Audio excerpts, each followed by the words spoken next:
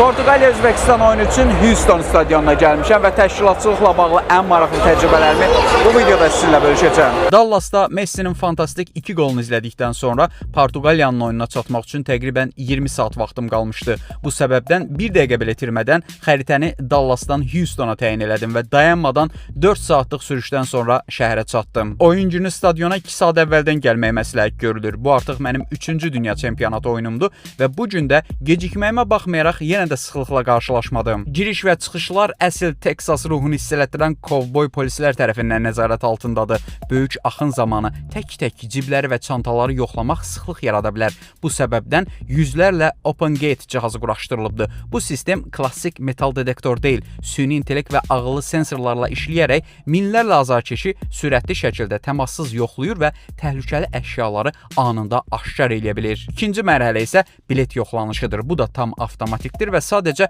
QR kodu oxudaraq turniketi keçirsən. Sıxlıq yaranmasın deyə bu cihazlardan da stadion ətrafında yüzlərlə ədəd quraşdırılıb. Yuxarı sektorlara qalxmaq üçün hərəkətli pillələr var. Bəli, bura Amerikadır və siz dünyanın ən möhtəşəm stadionlarından birinə Houstona qonaq gəlmisiniz. Amerikalılar üçün komfort mütləqdir. Hər sektor girişində çox sayda qida, çərəz və su satış məntəqələri var. Burada kassersiz xidmət mövcuddur. Kartını oxut, $35 depozit qoy və istədiyini seçib çıx. $1000 bileti ödəyib $35 çox olduğu düşüncəsi ilə mən yenə də digər oyunlarda olduğu kimi bir bank viza kartımla su almaq üstün tutdum. Stadiona daxil olub görəsən buranın interneti Dallasdan daha da sürətlidirmi məntiqi ilə test apardım. Nəticə fantastik. 120 megabit saniyə sürət. Maraqlı bir texnoloji faktı da deyim. 70 minə yaxın azarkeşin olduğu stadionda sıxlığı idarə etmək üçün Wi-Fi və mobil şəbəkə analitikasından da istifadə olunur. Bu məlumatlar hansı giriş və ya dəhlizlərdə sıxlığın artdığını əvvəlcədən görməyə kömək eləyir. Oyuna gəlincə isə cəmi 24 saat ərzində həm Messinin, həm Ronaldonun